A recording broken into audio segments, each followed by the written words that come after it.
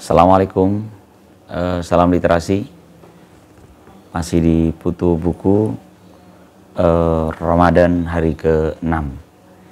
Saat ini saya ditemani buku terbitan Agustus 2021, judulnya Genealogi Hoaks Indonesia, karya Roni K. Pratama. Buku yang kecil, buku imut, tapi judulnya cukup menggoda.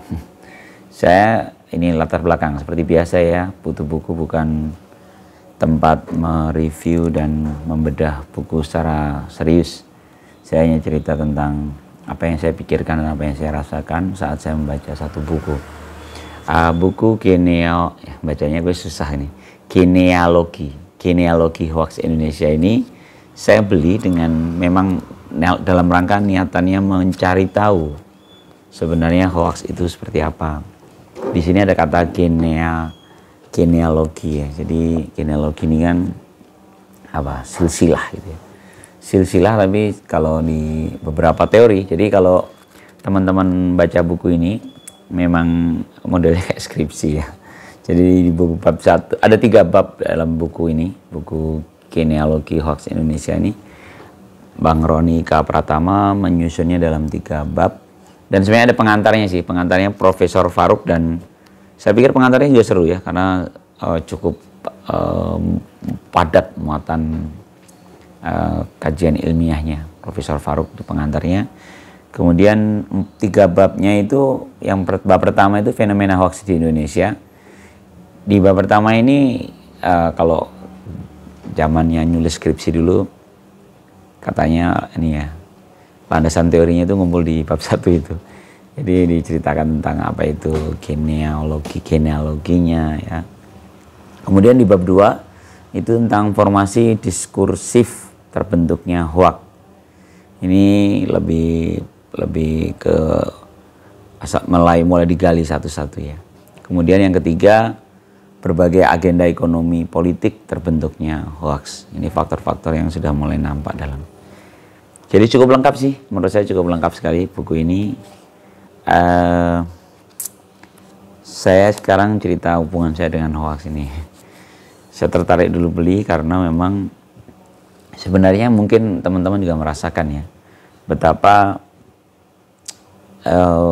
apalagi tahun-tahun politik nih menjelang tahun 2024. Asal ada jelang pemilu, pokoknya di jelang ada agenda-agenda politik itu tiba-tiba berita itu menjadi sulit dipercaya gitu. Enggak juga ya, mungkin bukan karena berita politik, kayak sekarang udah mulai sulit dipercaya ya. Ya makanya ada istilah hoaks itu. Kalau hoaks itu di sini disampaikan wabah hoaks itu pernah diangkat katanya dalam majalah Tempo edisi terbitan edisi 2 sampai dengan 8 Januari 2017 itu pernah Tempo mengangkat khusus terkait tentang hoaks. Hoaks itu ada perkembangan dalam makna katanya ya. Yang jelas sekarang mewakili makna dengan berita palsu, ujaran kebencian, fitnah, ya, kabar bohong gitu. Tidak ada dasarnya.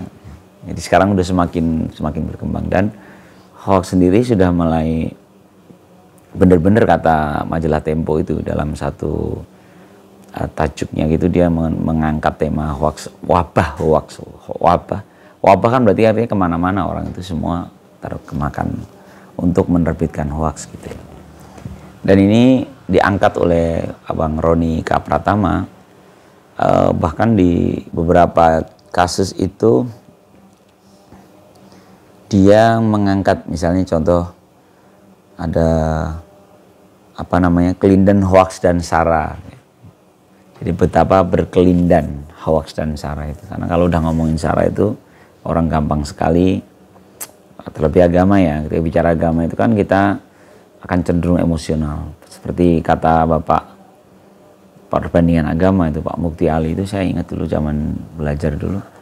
Ada satu kalimat beliau yang mengatakan bahwa tidak ada tema yang lebih mendorong seorang berbicara dengan emosional kecuali tema agama. Jadi agama itu selalu emosional, dan emosional maka kurang rasional gitu kan. Rumusannya kan begitu. Dan hoax itu mudah lahir dalam tema-tema itu, tema-tema yang emosional. Ini juga terjawab ketika kita ngelihat grup-grup WhatsApp pengajian, grup masjid gitu, yang seharusnya tempat orang-orang yang religius gitu, yang menjunjung tinggi akhlak yang mulia gitu, akhlakul karimah, yang salah satu dari bagian akhlak karimah itu adalah tentu berkata jujur gitu, tidak. Dan berkata jujur itu kan terminologi agama itu kan bahkan sudah dianggap tidak jujur, sudah dianggap dusta ketika seorang itu mengatakan semuanya dari apa yang dia dengar, apa yang dia tahu, katanya gitu.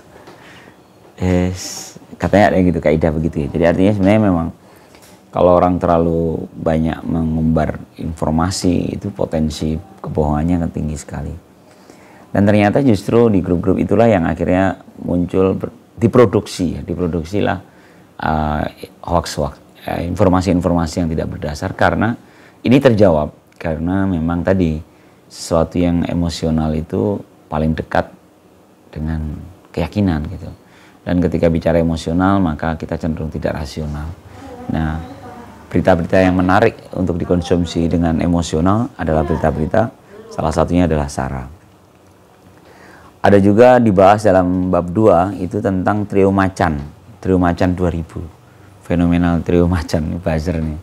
Kalau teman-teman ada yang rajin ngikutin Twitter itu dulu, trio macan ini rajin menyebarkan berita-berita yang memang ketika dikejar kebenarannya beberapa benar gitu. Jadi dia seperti melempar satu isu yang membuat publik itu, netizen itu membicarakan itu, dan itu fenomenal trio macan. Dan konon katanya akhirnya dikejar-kejar dan itu tim katanya trio macan. Jadi memang dia sebuah profesi serius, dia satu tim riset yang memang kerjaannya mengulik-ulik, menggali-gali berita, menggali-gali informasi yang bisa dianggap sebagai berita.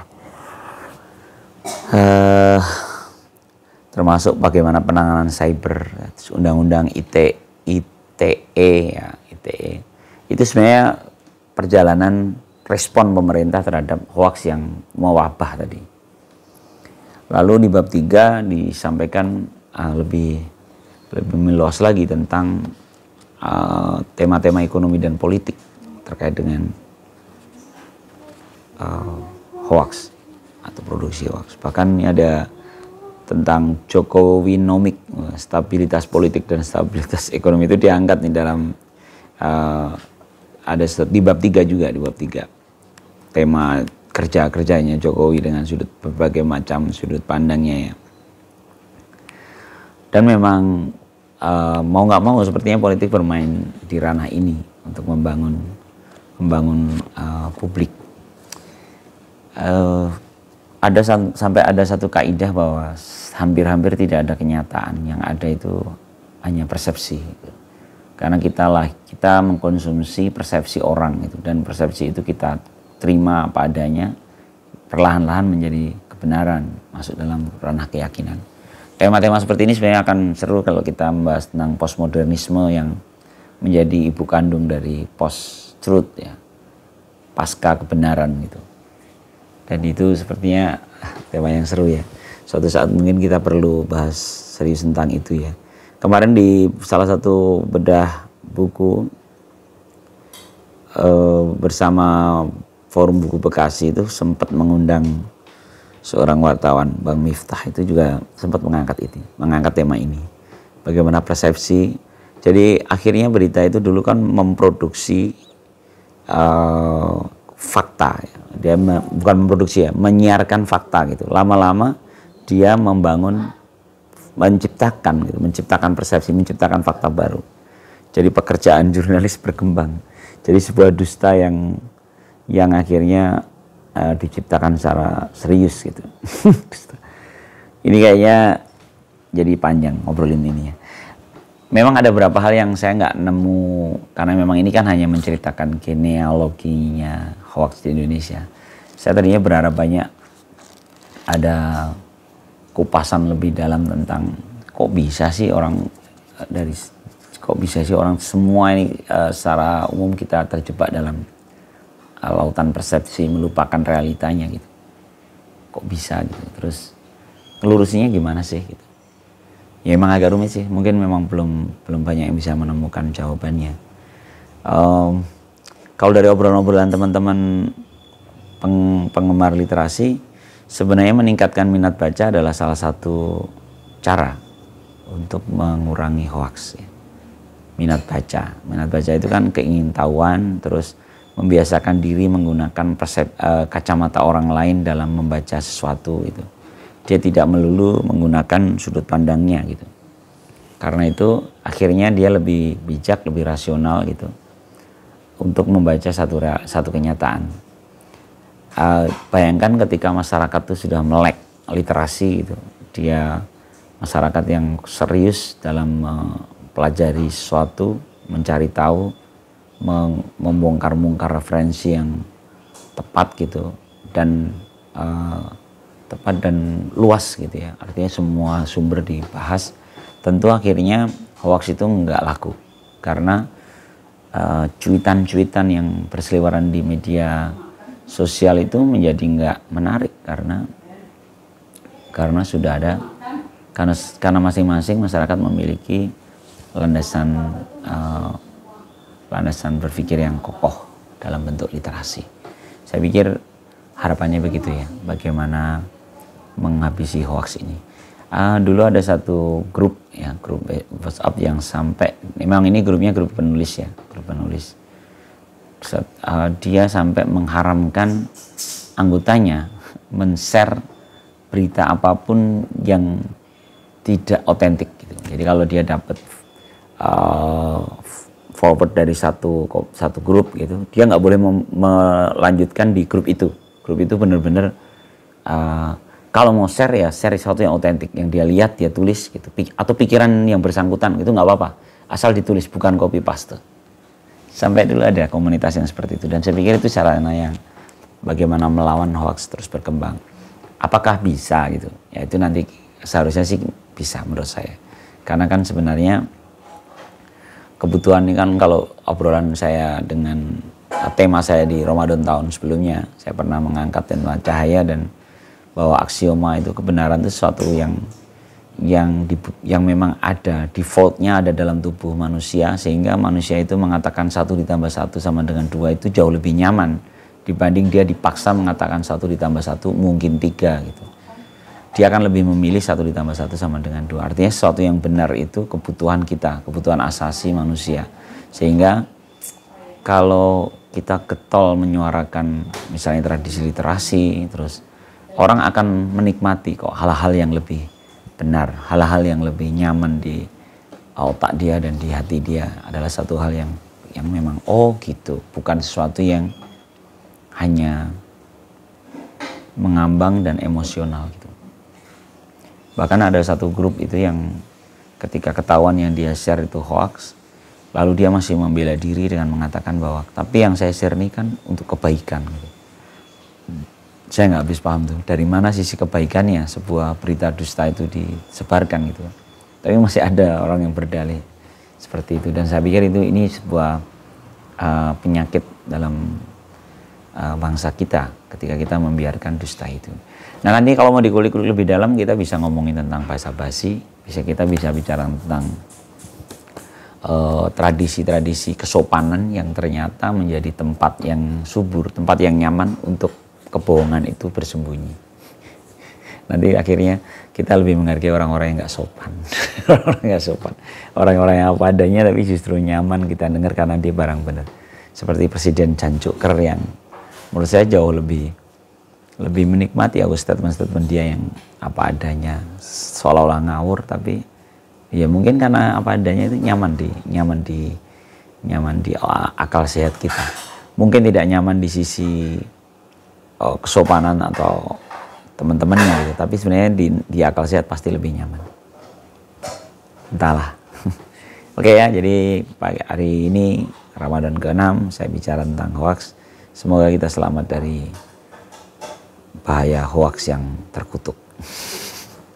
Selamat malam, salam literasi. Assalamualaikum warahmatullahi wabarakatuh.